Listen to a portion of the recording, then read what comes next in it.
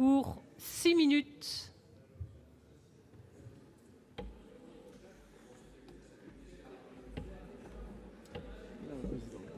Ça va ?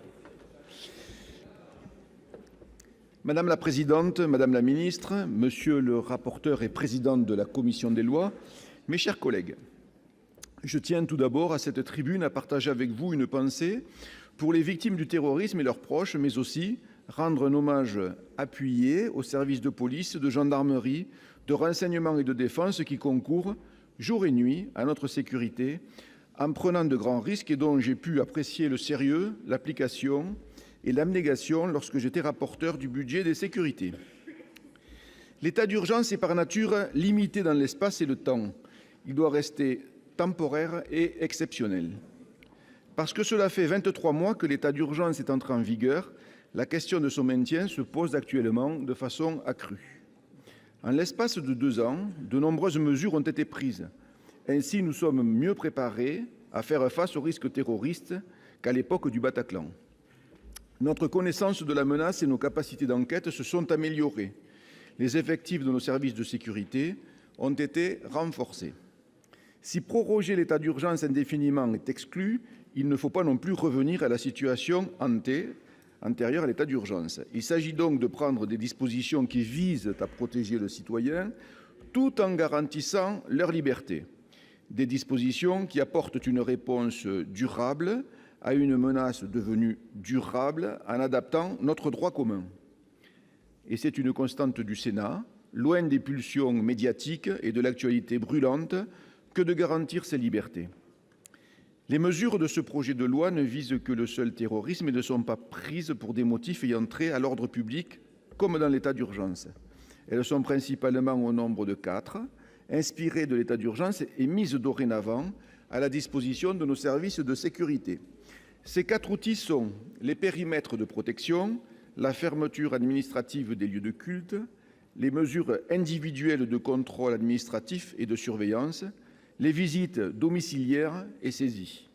L'article 1 vise ainsi à permettre l'institution de périmètres de protection sans lesquels il serait désormais impossible d'organiser de grands rassemblements. Il est particulièrement important de toujours disposer des instruments permettant d'organiser des manifestations de grande ampleur, tout en garantissant la sécurité de tous ceux qui y assistent. L'article 2 prévoit la possibilité pour le représentant de l'État de prononcer la fermeture des lieux de culte.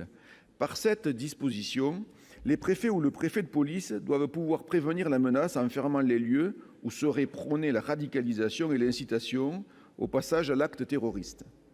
L'article 3, quant à lui, concerne la création, sur décision du ministre de l'Intérieur, d'un régime de surveillance individuelle. Enfin, le 4e article et point emblématique concerne le régime des visites et saisies à domicile. La commission mixte paritaire a élargi la clause d'autodestruction introduite par le Sénat en première lecture à l'ensemble des nouveaux outils mis à disposition des autorités administratives pour prévenir la commission des actes de terrorisme. Ces 4 mesures revêtiront donc un caractère expérimental. Elles prendront fin au 31 décembre 2020 et seront soumises à un contrôle renforcé du Parlement. La commission mixte paritaire a par ailleurs supprimé l'obligation pour une personne soumise à une mesure individuelle de contrôle administratif et de surveillance de déclarer les numéros d'abonnement et les identifiants techniques de l'ensemble de ces moyens de communication électronique qui apparaissaient manifestement contraires aux droits fondamentaux, dont le respect est garanti par le Conseil constitutionnel. Indéniablement, l'ensemble de ces outils présente une utilité opérationnelle indispensable pour lutter efficacement contre le terrorisme. Ce projet de loi constitue un juste équilibre entre l'impératif de protection de l'ordre public et la préservation des libertés individuelles. Nous savons que le gouvernement est animé, comme nous tous d'ailleurs dans cet hémicycle, par un esprit de responsabilité qui conduit à mieux protéger nos concitoyens. Car la France est la cible privilégiée de ces barbares parce qu'elle est tout ce qu'ils veulent détruire, le pays des libertés, le pays des Lumières. Madame la ministre, mes chers collègues, ce texte est équilibré et responsable, il répond à l'inquiétude légitime des citoyens. Et c'est bien de cet équilibre dont la France a besoin afin de répondre à ceux qui menacent notre modèle démocratique et nos valeurs républicaines.